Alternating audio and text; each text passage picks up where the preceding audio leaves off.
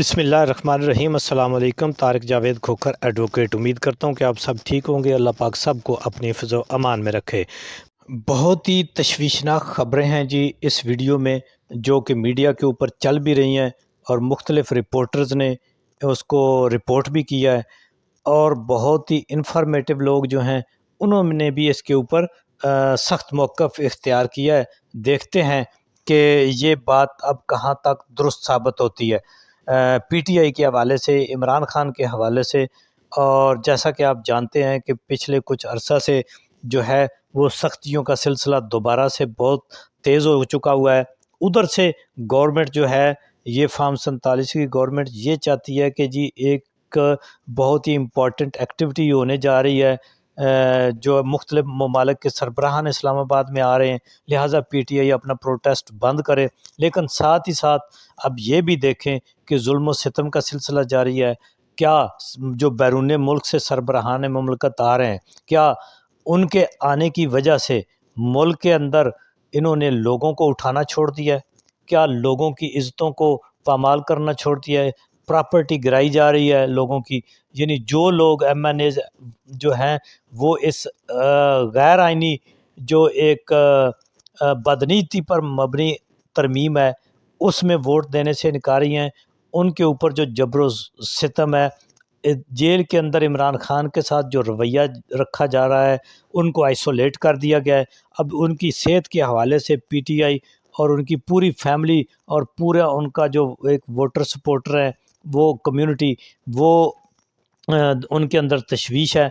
मुराद सईद ने भी बहुत ही अहम ऐलान किया है, उन्होंने कॉल दे दी है और यूनियन कौंसिल लेवल तक तमाम नुमाइंदों को उन्होंने तैयार रहने का कह दिया है, और उन्होंने कहा है कि अगर इमरान खान से मुलाकात ना कराई गई, उनकी फ़ैमिली की लॉयर्स की मुलाकात ना कराई गई, तो हम ये कॉल दे सकते हैं, डी चौक में दोबारा जमा हो सकते हैं। ये बहुत ही तशवीशनाक सूरत हाल है, और हालात जो हैं देखें जी, हुकूमत का काम होता है कि वो अपोजिशन को, नाराज़ लोगों को साथ लेकर चले, ताकि पूरा जो सिस्टम है वो अच्छे तरीके से चल सके।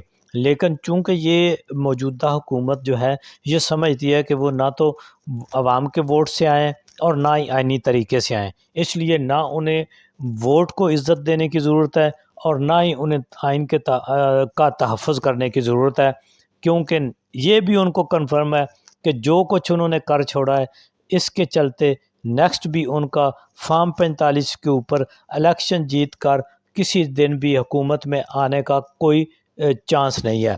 तो लिहाजा वो ये चाहते हैं कि अगर हमने रहना है तो जुल्म सितम के और खौफ हरास पैदा करके, इदारों को हमने कंट्रोल करके, मैनेज करके ही हमने फार्म 47 बनवाना है।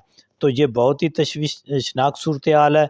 अब देखें ना जी, बड़े बड़े डिक्टेटर जो तमाम करता धरता के मालिक थे, वो भी यहाँ पर जो है वो रुकने में नाकाम हो गए। देखें जी, अपने इस गैर आइनी इक़्तिदार को, फार्म 47 के इक़्तिदार को कितना तूल दे लेंगे? 5 साल, 10 साल? बिल आखिर इन्होंने जाना है, क्योंकि आवाम की विल के ख़िलाफ़ ज़्यादा अरसा किसी भी के लिए, किसी भी ताकतवर के लिए इक़्तिदार के साथ चिमटे रहना जो है वो बहुत ही मुश्किल है। चूँकि आवाम के साथ जो कुछ इन्होंने किया है, जो बिजली के बिल, जो महंगाई, वो हर घर को इन्होंने दर्द दिया है, हर घर में इन्होंने तकलीफ़ पहुंचाई है, और फिर हर घर से वोट चोरी करके आवाम और हर घर और हर वोटर समझता है कि ये हुकूमत हमारी मुजरम है, इन्होंने हमारा वोट चोरी किया।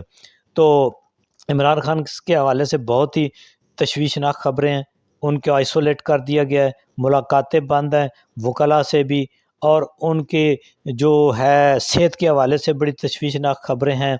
और ये मेरा ख़्याल है कि ताकतवरों को जल्द अज़ जल्द जो हैं कौम को इससे आगाह करना चाहिए, ताकि जो वोटर सपोर्टर हैं और जो ये कॉन्स्पिरेसी हैं ये ख़त्म होए, और जो एक पॉलिटिकल इस्तेहकाम है वो आए, मुआशी इस्तेहकाम। देखें ना जी, IMF ने भी ये कहा है, जितने भी दूसरे ये अब तो ख़बरें तो चलवा रहे हैं क्योंकि मीडिया कंट्रोल है, तो जो इंडिपेंडेंट मीडिया है वो तो अपनी रिपोर्टिंग ठीक कर रहा है, लेकिन इनको یہ جو ہے نا خبریں چلوا دیتے ہیں، سٹاک مارکیٹ اوپر چلی گئی ہے، IMF سے پیسہ آ گیا ہے، فلاں ملک سے، دوست ملک سے انویسٹمنٹ آ رہی ہے۔